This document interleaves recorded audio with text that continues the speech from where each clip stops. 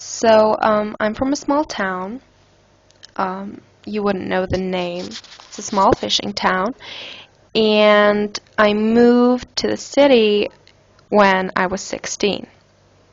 And I mean, I came from a family which was completely unsupportive of my wishes and my interests and aspirations.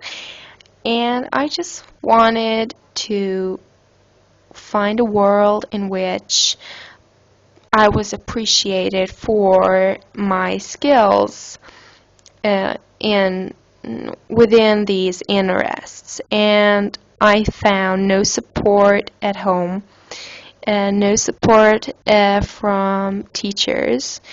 And so obviously as a teenager I was in conflict with my own perception of what is right to believe in. A Catholic town, fishing town, people were kind of simple, and I did not fit in, basically. I mean, all these interests in rock and witchcraft and the feminist movement and alternative medicine, alternative anything was not appreciated in this small society. I mean, small societies tend to be a bit more conservative, and that was definitely the case here. And so I moved to the city when I was 16 to search for a tutor, somebody who could take me under their wing and teach me the ways of healing, because I felt that I was being consistently wounded my whole life, my whole entire life, by people who claimed, or were supposed to at least claim, that they loved me and wished the best for me, but I felt consistently hurt by these very same people. And so I sought out a tutor,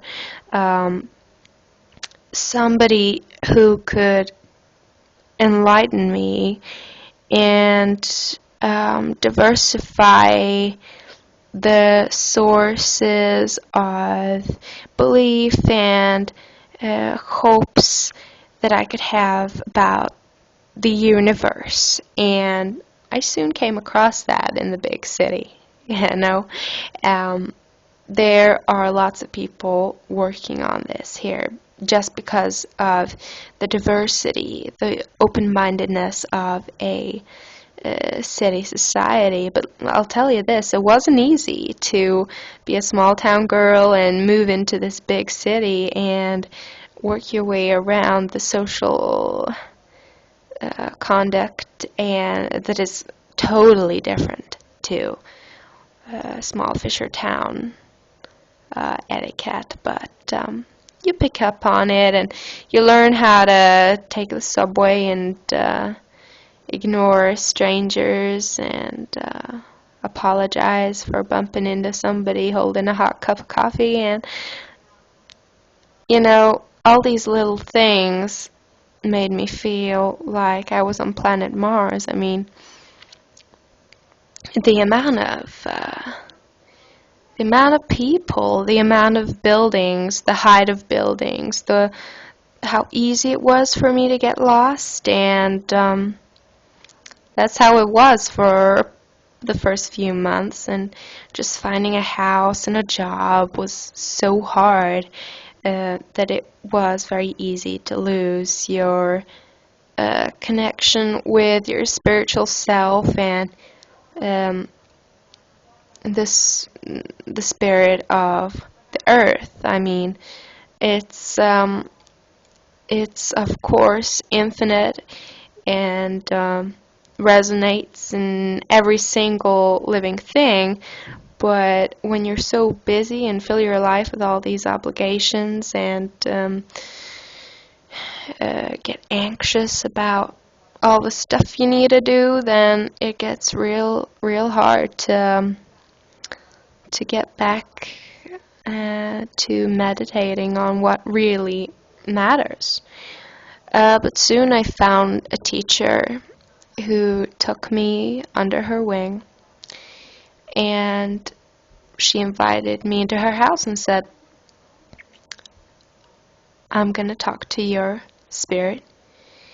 And I said, well, first, I'd never heard someone say a sentence like that, but I said, well, why would you need to talk to a spirit when you can talk to me? And she said, well, honey, you've got that spirit buried down in you. I can't talk to you. You're going around in this zombie-like existence, and you can't even access your own spirit right now, and that's what we're trying to do today.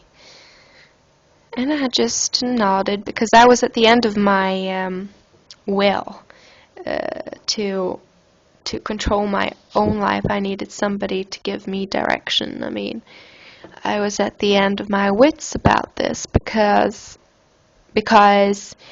it's so hard to realize that you're losing track. You are losing your grounding, and you are just becoming repetitive and following the social trappings, habits that aren't necessarily rewarding for your spirit. And so I went to this teacher, and she put me down on a couch, and she lighted this incense and said, well, she started to chant and said I should repeat after her, which for me was so weird at the time. I was a bit creeped out, scared of not of her being a weirdo or something. I was scared of what she might potentially achieve, because when you reach an all-time low like I did, it becomes quite scary imagining actually overcoming that. And I feared that she would succeed. And basically, after, I don't know how long it was, I think in reality it was 15 minutes, but it may as well have been 2 hours of chanting, I suddenly woke up. And I can't describe that feeling of gratification and the feeling that I matter, and the way I feel matters, and that I have a place in the world. And yeah, it all came together, and I started to learn how to heal, how to awaken this awareness in people, hypnosis, medicine, healing, chanting, accessing people's dormant spirits, and teaching them that it's okay to open up.